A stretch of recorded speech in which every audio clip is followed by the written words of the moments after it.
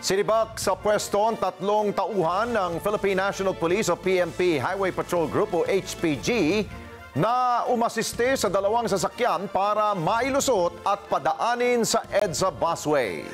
Huli sa viral video na sinasabihan ng ito mga taga Special Action and Intelligence Committee on Transportation o SAIC na itigil ang kanilang operasyon na request umano ni PNP Chief Romel Marbil dahil dagdag lang sa pagbigat ng traffic. Gayunman, naman ito itinanggi ng PNP Chief at iginiit na wala silang jurisdiksyon para ipatigil ang operasyon ng SAIC. Kunin natin ang live report ni Mar Gabriel. Mar!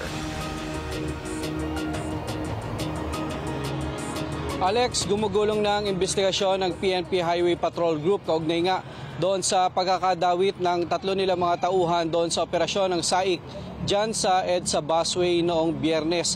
Kasama sa inaalam na sa investigasyon yung pagkakakilanlan nung sakay ng puting van na ine-escortan ng mga taga-HPG. Convoy pre! Convoy! Biyernes ng umaga nang makuhanan ng video ng mga tauhan ng Special Action and Intelligence Committee on Transportation o SAIC ang puting van at kasama nitong isa pang SUV. Ine-escortan sila ng dalawang motorsiklo ng PNP Highway Patrol Group. Ayon sa SAIC, pag-aari din ng HPG ang dalawang sasakyan na kanilang inisyuhan ng violation ticket. Sa isa pang video, nakuha na ng pagkumpronta ng isang HPG personnel sa mga tauhan ng SAIC.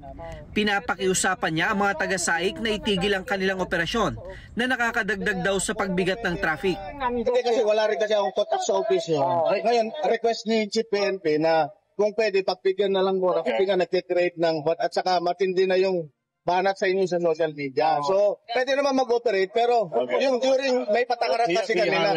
During rush hour, hindi kami nag-ooperate. Kasabay nito, sinita at tinikitan din ng mga taga-SAIC ang isang SUV na dumaan sa busway. Nagpakilala ang dalawang sakay nito na mga taga-US Embassy. Ang inaano lang sir, kasi nga daw, baka daw yung ID ni sir, embassy, baka i-ano daw, nag-ano sila, baka i-send daw sa mga spy. Sorry? Hindi, baka operatiba kasi. Siya ay bagong sa Kasi Philippines. baka operatiba kasi sila. So, kaya nga, kung pwede naman natin Kasi sir, mag-aanap ng LTO ng kahit anong kano. Kausapin ko yung LTO. Sa harap nito, maring itinanggi ni PNP Chief General Romel Francisco Marbil na ipinapahinto niya ang operasyon ng SAIC sa busway. Hindi raw saklaw ng kontrol ng PNP ang operasyon ng SAIC, kaya malabo na pakialaman niya ang trabaho ng mga ito. This is his personal opinion and in fact this is not reflective of the official position po ng Highway Patrol Group po. So tingnan po natin kung ano po yung kakalabasan po sir ng investigation po ng Highway Patrol. But like I said earlier, the Highway Patrol Group and the whole PNP is not in the business of undermining or even overstepping po yung mga functions po ng other government agencies, in this case yung DOTR po. Ayon sa PNP-HPG, sinibak na sa pwesto ang pulis na nag-name drop kay General Marbil habang gumugulong ang kanilang investigasyon. Sinibak na rin muna sa pwesto ang dalawang HPG personnel na nakitang nag-escort sa puting van at sa isang SUV. Kasamang inaalam kung sino ang sakay ng van na una nang lumutang na isa umanong mataas na opisyal ng HPG. Ang utos nga po ng ating director at ang kanya pong bilin para dito sa ating investigation team, no, na walang ito-tolerate. Kilala niyo po ang ating director, hindi po yan mag-tolerate ng tao. Wala po yan kukonsintihin. At kung sino man po mapapatunayan po ng ating pong investigation team na nagkasala po rito, they will take the necessary consequences para po sa ganitong pagkakataon at para di natin pamarisan.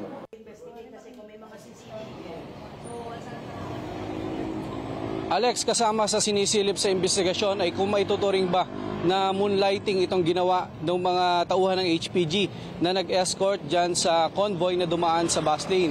Base daw kasi sa direktiba ni General Marbil, 5 mga personalidad na lang yung pwede nilang escortan.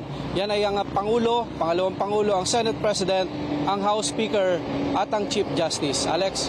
Okay, Mar, magka-iba yung mga videong lumalabas sa social media. Meron ring ako mismong nakapanood rin na tila parang mga taga-US Embassy officials yata yung nasa puting van na parang papunta yata sila sa Campo Crame dahil nga parang issue yata ito yung sa bumagsak na eroplano doon sa parte ng Maguindanao del Sur. I don't know, ito ba ay ang sentro ngayon ng investigasyon ng PNP?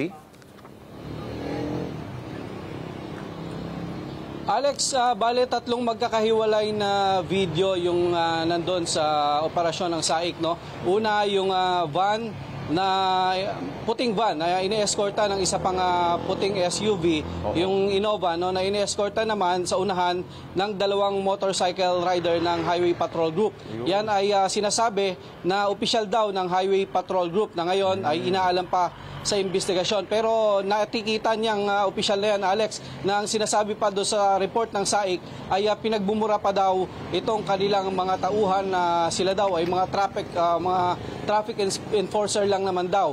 Yung isang insidente, Alex, nagtungo doon yung isang opisyal ng isang tauhan ng PNP Highway Patrol Group gamit yung kanilang official car at kinausap itong mga taga-SAIC kaugnay doon sa kanilang operasyon. Yun nga yung sinasabi niya na may request daw si General Marbil na itigil na muna yung operasyon dahil nakaka-apekto sa traffic, lalo't yun ay noong mga oras na yun ay rush hour.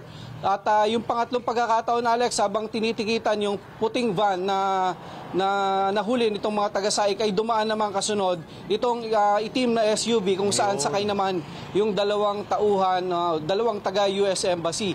At wala silang maipakitang mga lisensya dyan, no? Kaya hiningan sila ng valid ID lang, yung mga pagkakakilan lang nila na maaaring picturean, kuna ng larawan nitong mga taga-SAIC para maging basihan ng i-issue nilang citation ticket. Pero hindi nakapagbigay ng lisensya itong mga tauhan ng US Embassy at sinasabi pinabubura nga nila yung ilang kuha nung kanilang mga pinakitang ID dahil baka raw ibigay sa mga Chinese spy. Alex. Ayun, okay. Sige, malinaw. Maraming salamat sa iyo, Mar Gabriel. Mata natin dyan sa Campo Crame.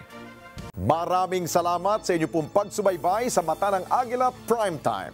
Para malaman ang matatag, matapang at matapat na mga balita, i-follow lamang at mag-subscribe sa @Net25 TV.